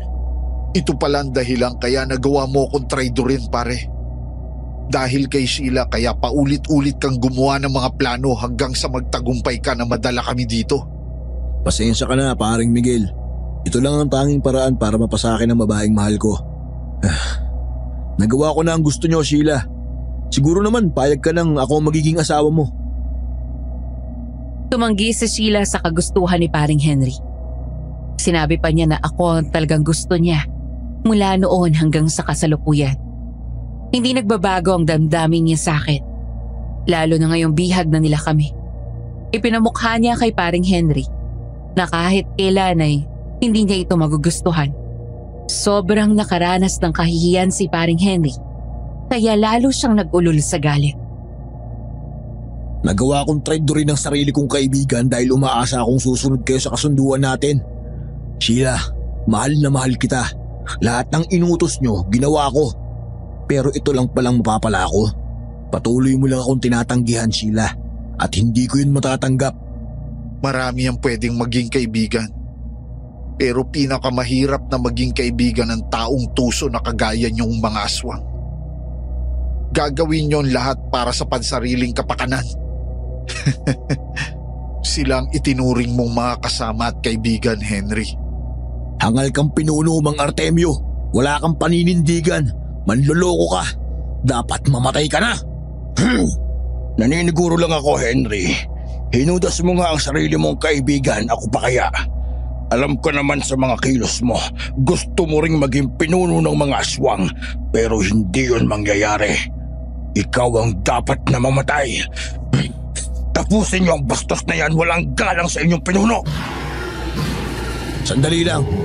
Halos kalahati sa mga aswang na narito ay nirecruit ko. Kaya ako lang ang kanilang susundin. Ikaw at ang walang kwentang Sheila na yan, dapat nang mamatay. Tama lang yan, paring Henry. Bawiin mo ang malaking kasalanang ginawa mo sa akin. Mag-alsa ka laban sa mga manlolokong ito. Tumigil ka, Miguel. Kanino ka ba kakampi? Sa akin na iyong ama o sa kumpare mong hilaw na yan? Patay na ang ama ko. Nabiktima siya ng aswang. Sa muli mong pagkabuhay, isa ka ng aswang. Hindi na ikaw ang aking ama. Isa ka na lang halimaw na ginagamit ang katawan ng aking ama. Hangal! Patayin silang lahat! Mga kasama, huwag tayo magpapatalo sa mga aswang na manloloko. Kung nagawa nila sa akin to, magagawa din sa inyo. Patayin natin sila! Saglit na natigilan ang mga aswang na nasa paligid namin. Naguguluhan silang lahat. Hindi alam kung sino ang susundin. Panay ang angilan ng lahat. Hanggang sa magdesisyon ng bawat isa kung kanino kakampi. Kaya nang magdesisyon ng mga aswang na naroon, ay nagkaroon na ng kaguluhan. Sila na ang naglaban-laban. Doon ko nakita ang mga kababaryo ko na naging aswang, kagaya ni na Aling Rosing at iba pa. Nang lumapit sa akin ang isang tauhan ni Paring Henry, ay ibinigay niya sa akin ang itak at ang bag ko. Kaagad ko namang hinatak si Luisa. Pero hindi kami makalabas ng bahay dahil marami pa rin ang aswang ang naroon na naglalaban. Kaya napunta kami sa isang sulok doon. Ano gagawin natin, Miguel? Hindi na natin alam kung sino ang kalaban at kakampi. Si Paring Henry at ang mga tauhan niya ay nasa ating panig. Kaya sa mga tauhan ni na Sheila tayo dapat mag-ingat. Dito ka lang sa likuran ko. Parang Miguel, patawad sa mga ginawa ko. Ako ang nagdala sa iyo sa lugar na ito, kaya ako rin ang maglalabas sa inyo. Sige, Paring Henry. Gawin mo ang tama. Pinapatawad na kita. Mga hangal talaga kayong lahat. Mga aswang na tagasunod ko. Patayin silang lahat. Sa ikalawang palapag ng bahay na ito, Paring Miguel, naroon ang inyong anak. Sa ikalawang kwarto mula sa hagdanan. Ang ibig mong sabihin, buhay pa yung anak namin? Oo, si Marites lang ang pinatay nila. Inaalagaan pa rin ng itay ninyo ang anak nyo sa pag-asang makukumbinsi niya si Paring Miguel na maging kagaya niya. Sige na, puntahan nyo na ang anak nyo. Ako lang bahala sa kanila. Nang marinig namin ang sinabi ni Paring Henry, ay tinungo namin ang hagdanan. Nangaharangin kami ni na Itay at Sheila, ay sina Aling Rosing at Paring Henry ang kumalaban sa kanila. Kaya nang makarating na kami sa hagdanan, may mga tauhan si Itay na humarang sa amin. Gamit ang itakay nilabanan ko sila. Malalakas na taga ang ginawa ko sa dalawang aswang. Nang mapatay ko ang mga iyon, ay kaagad kaming nakaakyat sa ikalawang palapag ng bahay. Doon nga namin narinig ang malakas na iyak ng aming anak. Kaya kaagad kaming pumasok sa ikalawang pintuan. Pero may aswang pala sa loob ng kwarto. Kunin mo ang ating anak. Ako na ang bahala sa aswang na ito. Mag-iingat ka, Miguel, ha? Mukhang mabangis ang aswang na to. Alam ko yan, kaya nga ako na ang unang sasalakay. Humanda ka, halimaw. Humanda ka. Tahan na, anak. Tahan na. Nandito na kami ng itay mo. Maraming salamat sa Diyos at ibinalik niya sa akin. Tatapusin na kita. Hindi mo kami mapipigilan na makuha ang aming anak. Patay na ba ang halimaw na yan, Miguel? Oo, patay na siya. Kailangan na nating lumabas dito habang nagkakagulo pa ang mga aswang. May narinig ako nagkakagulo sa labas ng mansyon na to. Sandali nga, sisilipin ko sa bintana. Miguel, nakapasok na sa compound ng mga taong baryo. Tiyak na sila, inay na yan. Kasama ko sila kanina pa. Sinabi ko na kapag hindi tayo nakalabas sa loob ng kalahating oras, pasukin na nila ang lugar na ito. Kaya tayo na. Kailangan na nating lumabas dito. Dalihin mo na ang ating anak. Kaagad nga kaming lumabas ng kwarto at pumunta sa hagdanan. Pero natikilan kami ni Luisa nang makita namin na tapos na ang labanan ng mga aswang. Nanalo ang grupo ni Itay at Sheila. Pero sugatan na sila, pati ang kanilang mga tauhan ay marami na ring mga sugat dahil sa katatapos lang na labanan. Talagang malalakas silang mga aswang. Sa paanan ni Itay ay nakita kong nakabulagta si paring Henry. Wasak ang lalamunan. Ganon din si Aling Rosie at ang iba pa. Sarado na ang pintuan ng bahay na ito. Hindi na kayo makakalabas ng babaeng yan, Miguel. Muli kong uulitin sa huling pagkakataon. Iwanan mo ang babaeng yan at sumama ka sa akin, Miguel. Sasagutin din kita sa huling pagkakataon. Hindi ko isusuko ang aking pamilya. Bumalik ako para iligtas sila sa mga kamay na aswang na kagaya mo. Mapapahamak ka sa katigasan ng iyong ulo. Kapag sinunod mo ko, bubuhayin ko kayo ng anak mo. Pero ang babaeng yan mamamatay para magsama na kayo ni Sheila. Tama nga si Miguel. Hindi na nga ikaw ang ama niya. Isa ka na lang halimaw na ginagamit ang katawan ni Itay. Hindi mo kami mapipigilan. Makalalabas kami dito sa ayaw at sa gusto ninyo. At paano ninyo gagawin yon? Napapaligiran na namin kayo.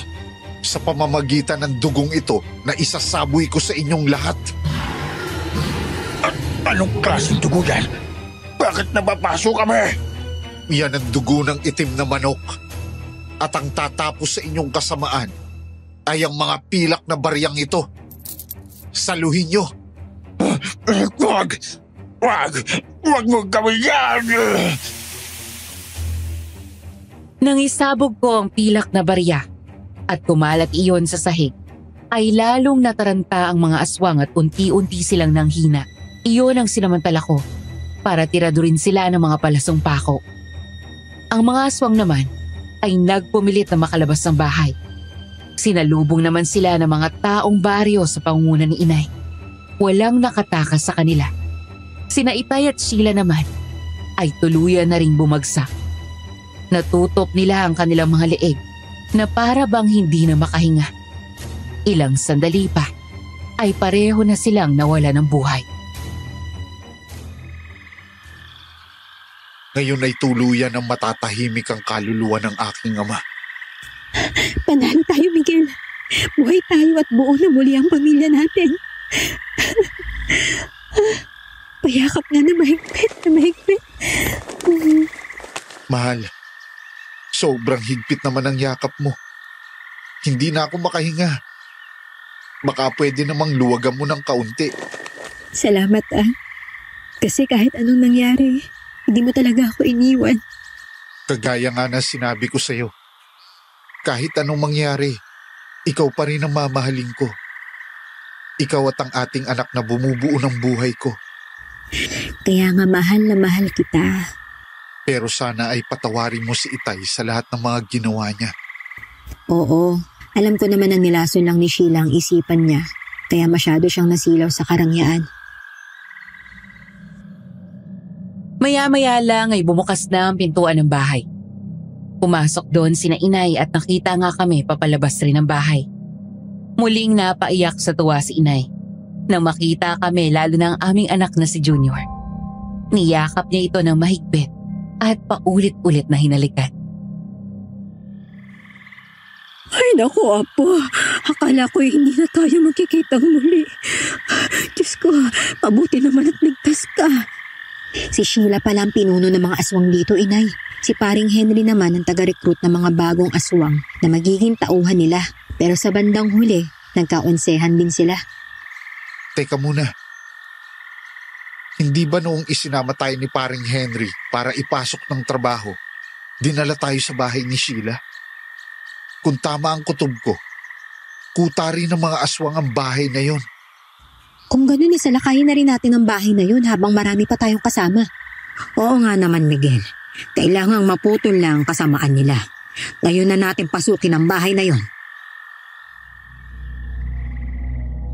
Malapit lang doon ang bahay ni Sheila.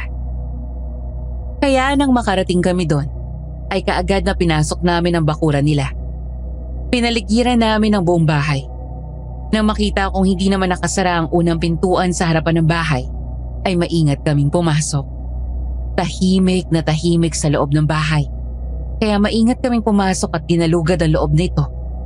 Hanggang sa matuklasan namin na ang mga kwartong naroon ay maraming mga bangkay na nakahiga lang sa semento. silang lahat? Oo, sa ngayon ay patay na ang mga yan.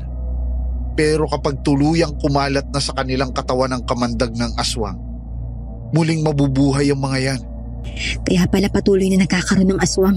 Kung hindi natin naisip ang lugar na to, ilang araw lang may gagalang muli na aswang at mambibiktima. Hindi na mangyayari yon, mahal ko. Dahil ngayon ay tatapusin na natin ang lagim na maaari nilang gawin sa hinaharap. Habang hindi pa sila nabubuhay, sunugin na natin ang lugar na ito para wala ng aswang na mabubuhay pa.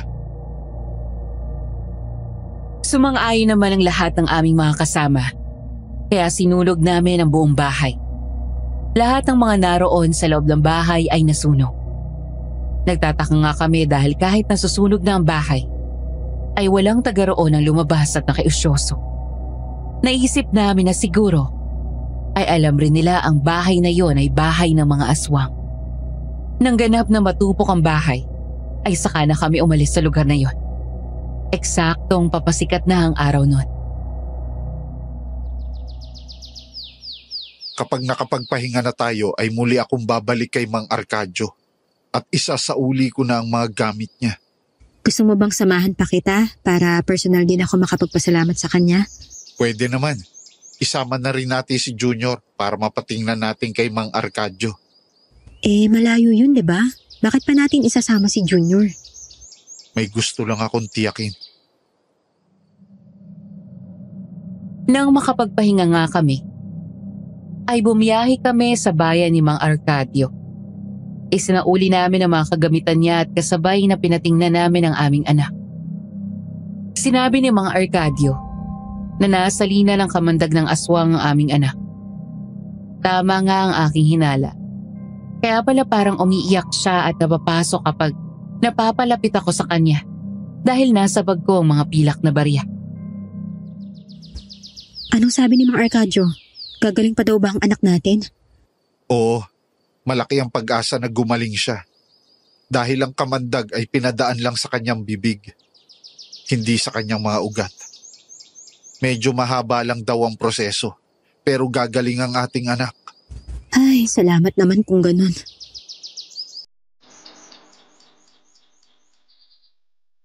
Ilang araw pa kaming namalagi sa bahay ni Mang Arcadio. Sa tulong niya ay naisukan ni Junior ang kamandag ng aswang at tuluyan siyang gumaling. Kaya nang umuwi kami ay masayang-masaya na kami dahil muli kong nayakap ang aking anak. At iyan po ang aking karanasang hindi makakalimutan. Thank you po in advance kung mapipiling niyo ang aking liham para isadula ang aking karanasan. At sa mga listeners kagaya ko ng seryeng ito, mag-iwan lang po kayo ng comment sa ibaba kung nagustuhan niyo ang aking kwento. At kung mayroon din kayong kwento na kagaya nito, ay i-share niyo din para marinig ng ating mga kababayan. Isa lang ang iiwan kong salita sa lahat. Piliin natin ang kaibigang may mabuting puso na kailanman ay hindi tayo iiwanan.